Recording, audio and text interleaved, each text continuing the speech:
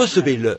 Ne pensez pas que je me tiens ici, je préférerais, si cela ne dépendait que de moi, si cela ne dépendait que de moi, je pourrais faire des compromis avec moi-même et dire, allons-y avec les assemblées de Dieu ou un quelconque mouvement, rejoignons-les tout simplement et avançons ensemble. Mais, ô frère, malheur à moi si je fais cela, malheur à moi, je sais ce qu'il en est. Dieu m'enverrait en enfer pour avoir fait une chose pareille. Oui, monsieur, si je dois sceller mon témoignage de ma vie, eh bien, qu'il en soit ainsi, c'est tout. Parce qu'il y a en moi quelque chose. Je ne pourrais pas le faire pour rien au monde.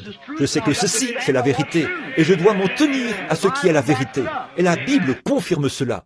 Les organisations sont contre cela, mais la Bible dit que c'est vrai, que toute parole d'homme soit reconnue pour mensonge, et la sienne pour vérité. C'est la vérité, c'est ça. Tenez-vous-en à ça, tout simplement. Donne de ceux la synagogue de Satan. Très bien.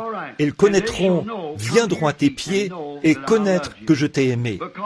Parce que tu as gardé les paroles de la persévérance en moi, je te garderai aussi à l'heure de la tentation.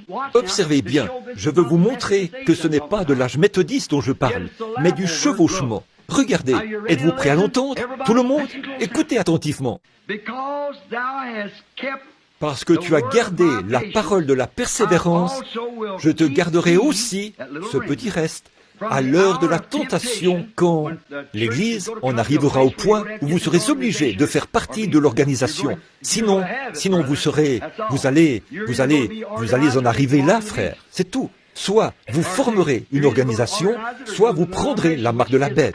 Soit vous organiserez cela, soit vous deviendrez une dénomination. Ce qui deviendra en fait la marque de la bête, parce que c'est un boycottage, voyez? Qui va venir sur le monde entier pour éprouver les habitants de la terre.